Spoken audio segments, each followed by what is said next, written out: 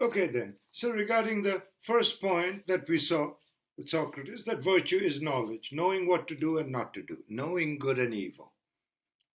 Yet, this definition uh, has problems, as we'll see. Uh, in fact, the thrust of Plato's objection, as I've already mentioned, is going to be knowing what to do and not doing it. Acrasia, or weakness of the will, acrasia being the Greek word for a lack of self control, and so on. We'll come back to that. And also, the reverse of that was pointed out, that ignorance is vice, may not necessarily apply in all instances. Uh, Again, let's take up the standing and fighting and not running away. Take up two different scenarios. Let's say in the first scenario, you're, let's say, a junior, one of the soldiers in that little platoon who have to defend a particular spot and so on. But you're just one of the privates in the army, or maybe a corporal or something, and it's the captain who's been receiving information from the headquarters about whether to stay, whether to defend, when to retreat, and whatnot. And then the captain gets killed, and the intercom, whatever, the communication device has also been blown up or destroyed. So here you are stuck with a small group of your soldiers, your 5 or 10 of you, and you got this army charging at you, and you're not getting any more information from the headquarters. You don't know whether you should stay or whether you should run away.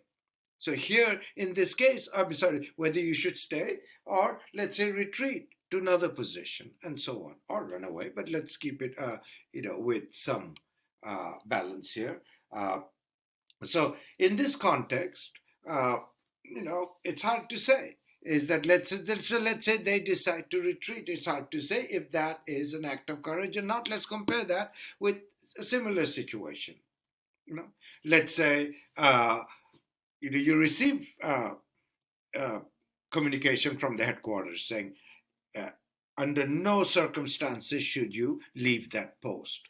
Your defending that post is critical to our victory. Uh, that if you don't defend that post, we will be completely overrun and so on. So you know that it's essential that you and your troops defend that post. And yet you decide, let's say you would take a vote with your soldiers, with your troops, and say, okay, should we stay or should we not stay? Even though you know that, okay, it's essential for the outcome of the battle that we defend this post. Yet, let's say you take a vote and say, should we stay or should we run away? Or should retreat? So then you take a vote and the majority decides, let's get the hell out of here because this doesn't look good for us and so on. This would be considered, this is the point being made here, this would be considered more of a moral failing, where you actually had knowledge of what to do and you did not do it, and an illustration of the weakness of will, the lack of self-control, and so on. Whereas on the other side, where you did not know whether you should stay or run away, retreat or run away, uh, because no more information is coming, and you make the wrong decision, that you retreat, and it turns out to be the wrong decision. So you may have made the wrong decision, but it's not necessarily an instance of moral failing. So this was again another instance of that simple knowledge is virtue is knowledge, ignorance is vice, has kind of been taken apart a little bit. But as I said, the main Plato's objection to Socrates' formulation of virtue as knowing what to do is this cases where you get this weakness of will. I know I should not be having this extra plate, double plate of kachi biryani, which is going to cause all sorts of health issues for me and all, and yet I can't resist it. Not today, not tomorrow, and I still keep eating away. At this, eating away this delicious kachi, which I know I should not be doing. So this would be an example. Or you like chocolate cake, but for some reason the doctors told you should not be eating chocolate cake, and yet you cannot resist. This lack of self-control and so on. Weakness of will, acrasia, as the uh, Greeks put it, or as the Roman poet Ovid put it, knowing the better and doing the worse. That would be another way of expressing that same viewpoint. So, and let me stop here for a second. So, picking up where we left off, uh, knowing what to do and not doing it, Plato basically tries to address precisely these situations of, again, to put it in different terms, temptation, or what he'll now start seeing as a conflict, maybe even a moral conflict. The temptation being you know the right thing to do, and yet you're inclined or disposed to do the wrong thing. So you ask, how does it feel then? What do you feel? What do you think? And what he's basically pointing out is this temptation that you're feeling. You know what you should not do and you're doing it, or you know what you should do and you're not doing it. Basically points to or gives rise to a sense of conflict within yourself or within oneself. Plato says you feel like you're at war with yourself. You know you should not be having that extra plate of kachi. Sorry, I keep coming back to that, but I have a soft spot for that. Or you know you should not be having that extra slice of cake, or so on, and yet you cannot resist. It's just like you're at war with yourself in some state of psychological conflict. So then Plato introduces this notion that if a person is feels torn or conflicted in this way, what does that tell us about that person? What does that tell me about myself when I'm conflicted in this manner? So you ask the question: can one thing be impelled in two different directions? If you take, like, let's say, take a ball and you start rolling it in one direction, is that the ball going to be sort of conflicted between moving in the other direction and so on? No, certainly not. So what he's trying to point out here, he'll draw a series of analogies like this to show one thing cannot be pulled in different directions. The idea here being that whenever there's a sense of conflict or getting pulled into different directions, we're not talking about one thing, but we may be talking about several things. And this is what leads then Plato to say that I'm not one thing. There are different parts of me getting pulled in different directions. Now, for example, my two arms being pulled in two opposite directions feels like two different parts of me. One's taking me in this direction, one's taking me in the other direction. Similarly, it feels like one part of me wants that kachi, the other part is saying, no, don't do it.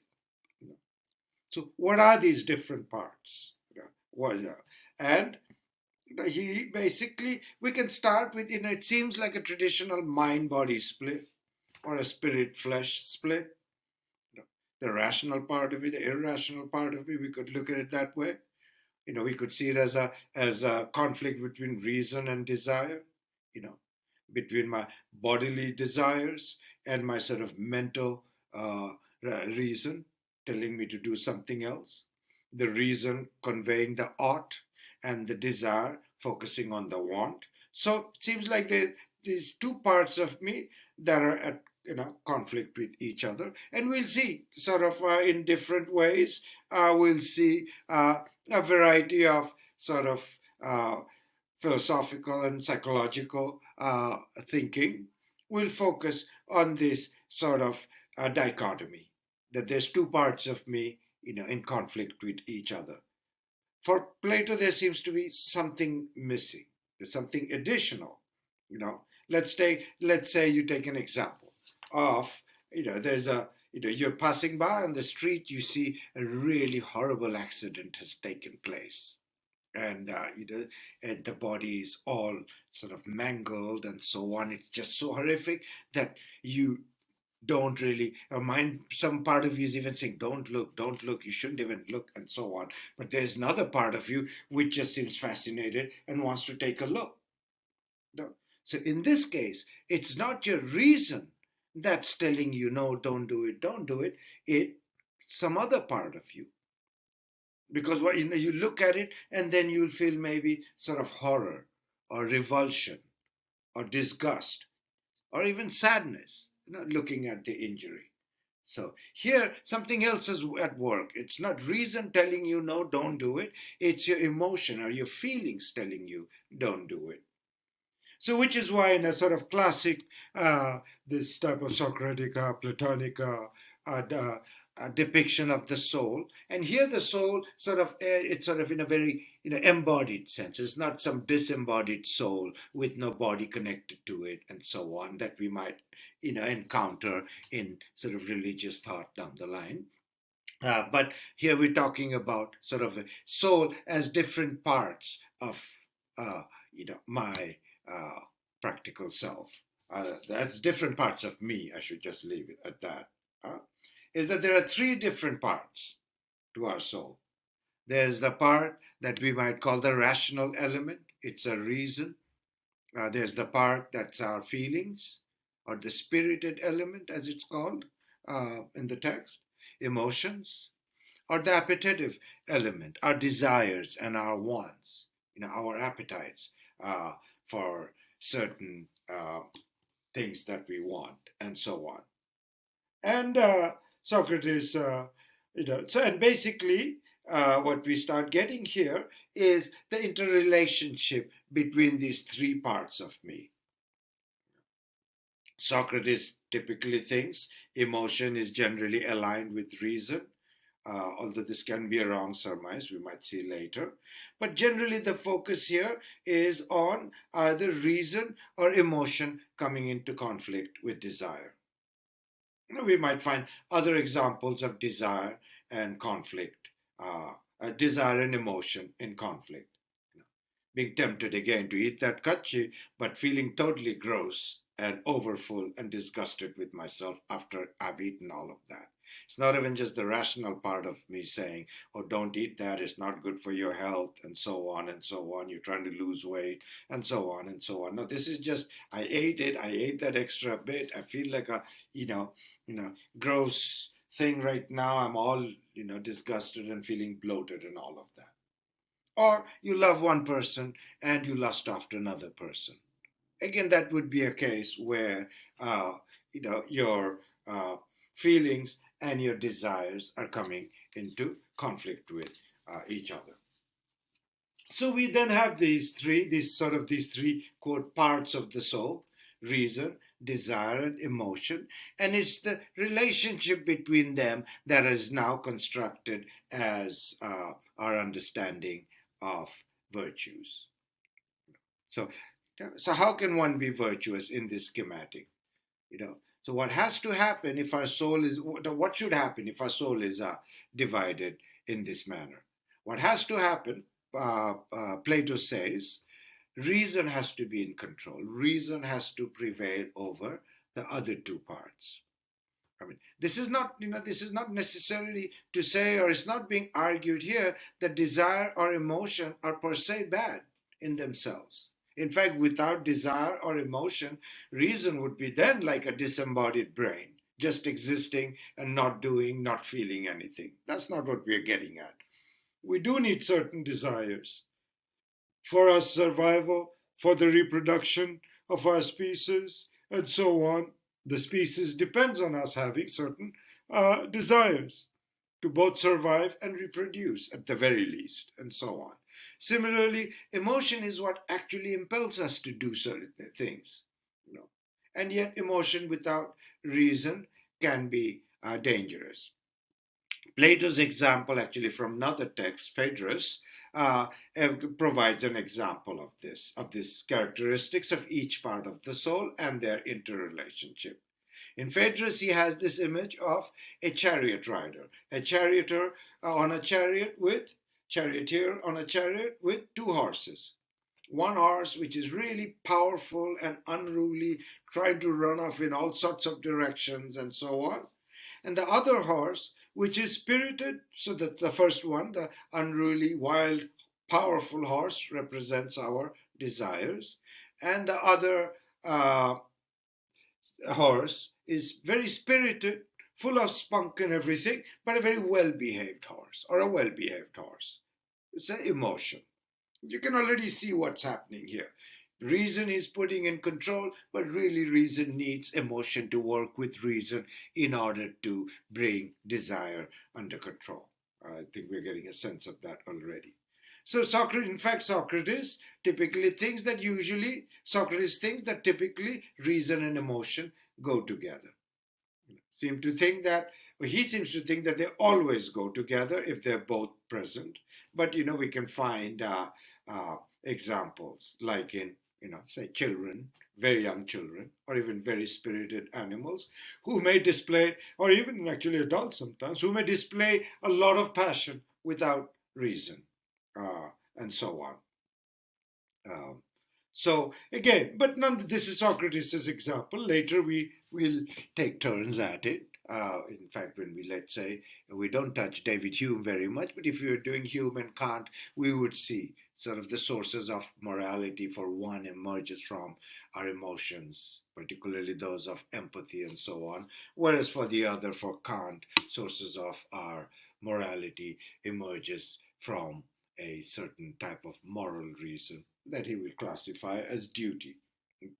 So anyways, we don't want to get far ahead of ourselves. So we have a situation where Socrates is arguing that when reason and emotion go together, they work together because our judgment of what ought to be also generates a nice feeling. That when our emotions, our reason are operating together, that I do the right thing, it also makes us feel good.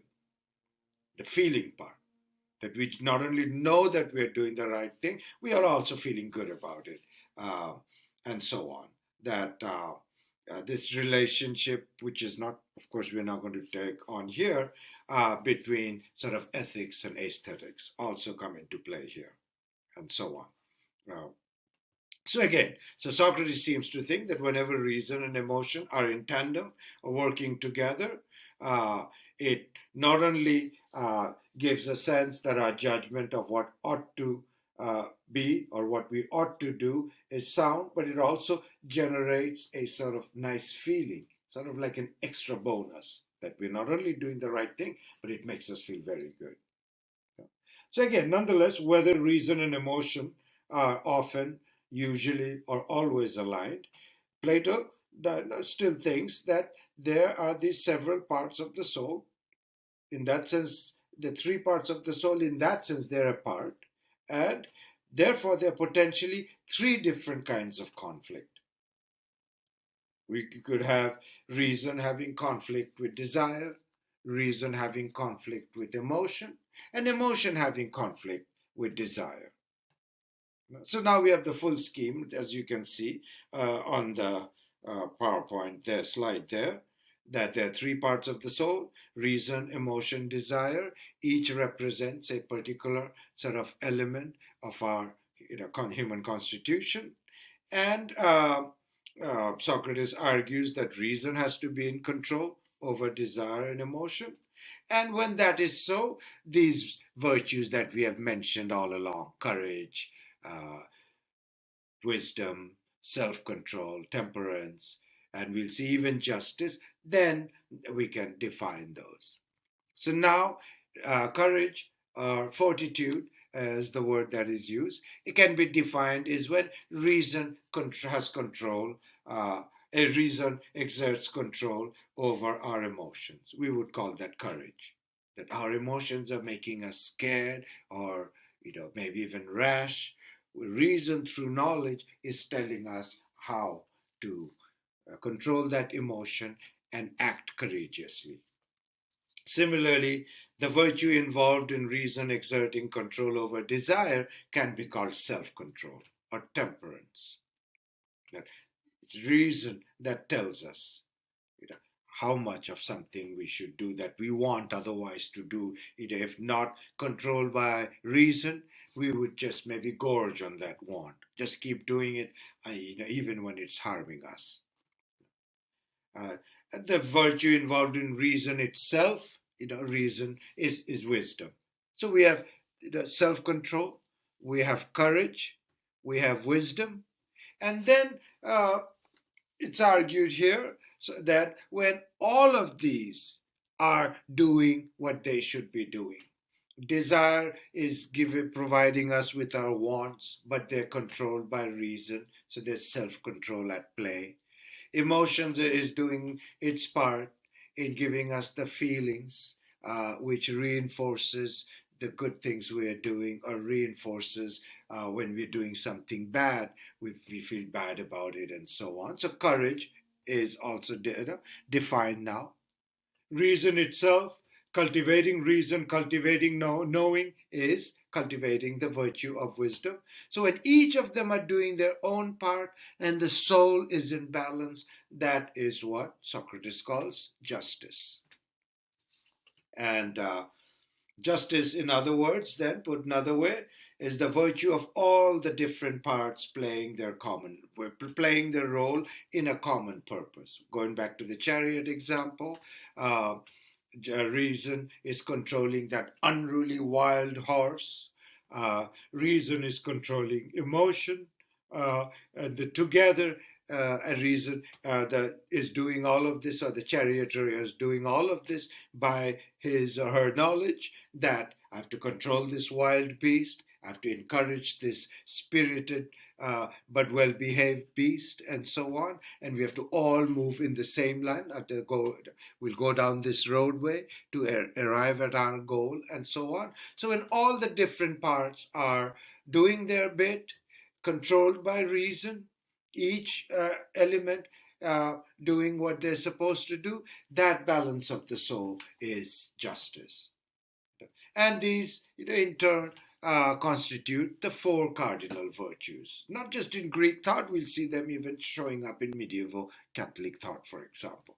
So the four cardinal, three parts of the soul, reason, desire, and emotion, working together under reason's control, each doing their own thing, leads us to the four cardinal virtues: wisdom, self control, courage, and justice.